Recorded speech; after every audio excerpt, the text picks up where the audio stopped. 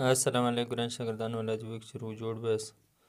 راځو د نن سبق چې دی هغه بیا هم په انګلیش کې پریزل وربز یا پریزل ورب زده کړئ. پریزل ورب چې دی هغه په انګریزي کې ایډوانس انګلیش دی. کله چا پریزل وربز زده ول د هغوی انګلیش ډېر مضبوط دی، ډېر تکړه دی. راځئ نن هم یو څو بنیادي د انګلیش پریزل وربز زده کړو. ډېرو د انګلیش زده کوونکو ته دا نه وي ورمعلوم دا یا نه یې زده. راځئ موږ ته به کوشش وکړو لږ لږ به زده کوو. انشاءالله د څو ویډیو په اخره کې به زموږ ډېر پریزل وربز زده وي. دلته به زه پریزل ورب هم درته وایم، معناوې به هم وي، جملې به هم وي.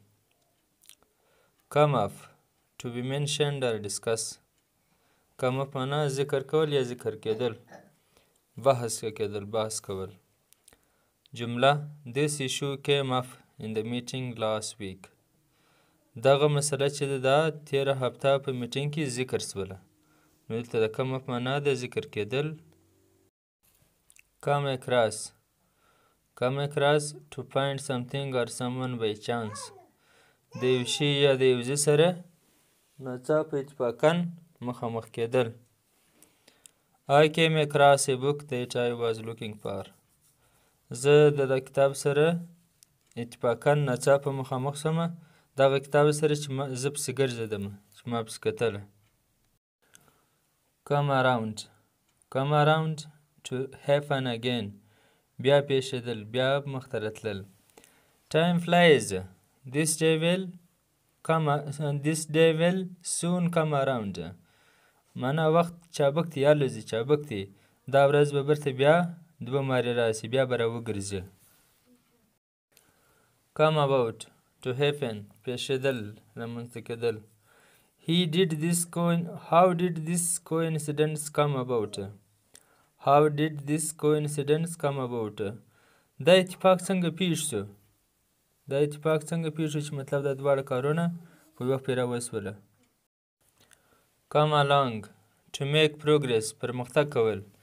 they have come along so far. دوی تر دا وخته پورې پرمختګ کړی دی. come along پرمختګ کول. come out to appear.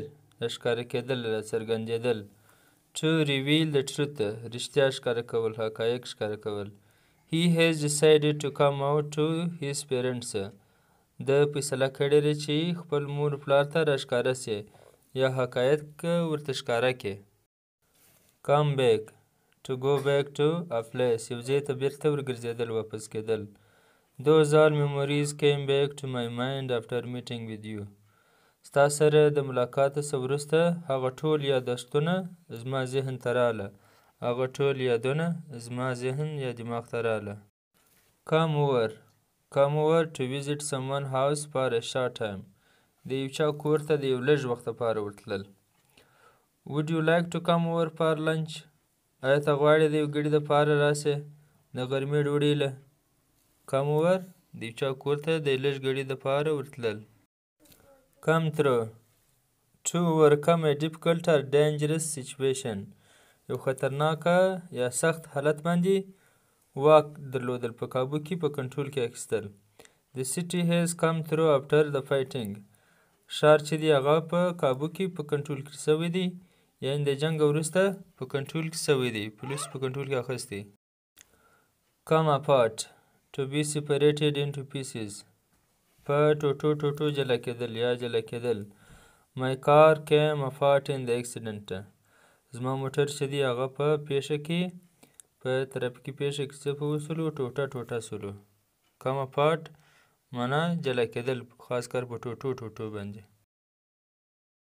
come before to take higher priority than others. د نورو لومړیتوب ورکول، اولیت ورکول، یعنې نور پرېښول و دغه یوې شي ته، یوې سړي ته اولیت ورکول. your case will come before court soon. ستا کیس به ژر په عدالت کې در نورو څخه وړاندې یا لومړی راسي، اولیت به ورکول شي. نو ګرانو شاګردانو دا اوس زموږ د نن پریزل ورب زه زما خوښه دا ده چې دا ویډیو وار بیا وګورئ، ځکه پریزل ورب لږ سخت دی او تاسې داسې وکړئ چې کوم پریزل ورب ستاسو زده شول یا خوښ مو شول هغه په کمنټ کې ولیکئ. کوم پریزل ورب ستاسو تر دا وخته زده شول د ویډیو د کتلو وروسته. مننه، ویډیو لایک کړئ. الله حافظ.